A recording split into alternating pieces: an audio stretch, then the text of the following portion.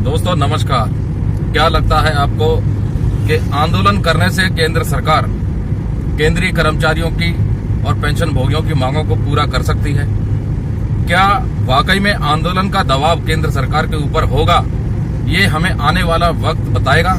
लेकिन फिलहाल की जो स्थिति ये है कि जो पिछले 7-8 महीनों से आंदोलन चल रहा है, अलग अलग तारीखों पे, अलग अलग जगह पर, राजधानी दिल्ली में और देश के अलग अलग कोने से, अभी तक केंद्र सरकार की तरफ से केंद्रीय कर्मचारियों और पेंशन भोगियों के मांगों को लेकर के कोई भी औपचारिक चिट्ठी नहीं निकली है, जिससे कि ये संतुष्टि हो कि उनकी पेमेंट और पेंशन उसको लेकर के जो बातें चल रही हैं वो पूरी हो सके।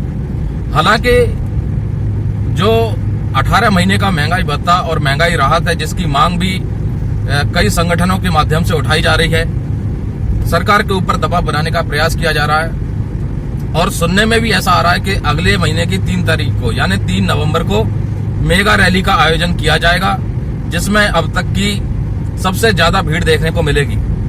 पिछली जो रैली हुई थी ओल्ड पेंशन स्कीम को लेकर के, आप सबने देखा था कि इतनी भारी मात्रा में भीड़ इकट्ठी हुई थी रामलीला मैदान में, जिसने शायद अब तक की जितनी भी रैलियां थी उन सबका रिकॉर्ड तोड़ दिया था।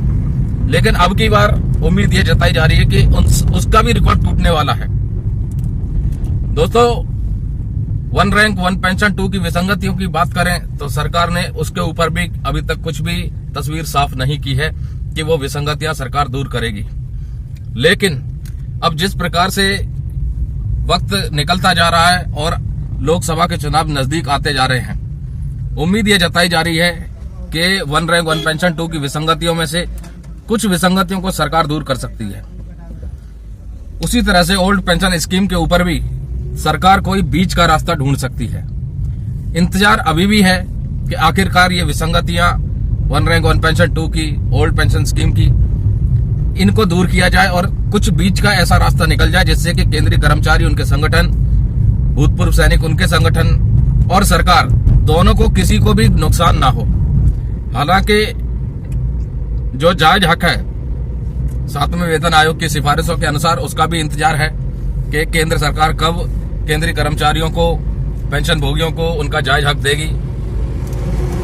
वहीं दोस्तों, भूतपूर्व सैनिकों के लिए इक्वल मिलिट्री सर्विस पे का मुद्दा भी बहुत ज्यादा गर्माता जा रहा है। मांग भी लगातार उठ रही है कि सरकार मिलिट्री सर्विस पे को बराबर करे। और दिल्ली हाईकोर्ट से भी पिछली 4 तारीखों में निराशा हाथ लगी है, क्योंकि जो इंतजार था कि शायद दिल्ली हाईकोर्ट में अंतिम सुनवाई देखने को मिलेगी, लेकिन सुनवाई ही नहीं हो पाई पिछली 4 तारीखों में। तो अंतिम सुनवाई का अभी कोई प्रश्न बनता नहीं है। नोशनल इंक्रीमेंट के ऊपर भी इंतजार है कि आखिरकार केंद्र सरकार सीरियस कंसीडरेशन कब तक कर पाएगी और कब उन पेंशनरों को जो 30 जून और 31 दिसंबर को रिटायर हुए और जिनका एनुअल इंक्रीमेंट सर्विस के दौरान लगता था, वो उनको कब तक मिलेगा। डियरनेस अलाउंस 18 महीने का, जो बार बार हम अपनी वीडियो में जिक्र करते हैं और संगठनों के द्वारा भी आवाज उठाई जा रही है, और ऐसा बताया भी गया है कि सरकार इसको दिवाली का गिफ्ट समझ के केंद्रीय कर्मचारियों को, पेंशन भोगियों को दे दे। तो अब देखते हैं कि ये जो आंदोलन हुए, इनका कितना दबाव सरकार के ऊपर बनता है। 5 राज्यों के चुनाव हैं, उसका रिजल्ट आना है, उसका कितना दबाव बनता है, और आने वाले समय में लोकसभा चुनाव हैं, उसका कितना दबाव बनता है, और सरकार इन सब चीज को मद्देनजर रखते हुए किन किन मांगों को पूरा करती है और किस चीज के ऊपर जरूरी निर्देश जारी करती है, ताकि उन कर्मचारियों को, पेंशन भोगियों को उनका हक मिल सके। तो दोस्तों, सुबह की खबरों में बस इतना ही। मैं अभी रास्ते में हूँ, किसी काम से जा रहा हूँ। आपसे फिर मुलाकात करूंगा नई अपडेट के साथ। जय हिंद, जय भारत।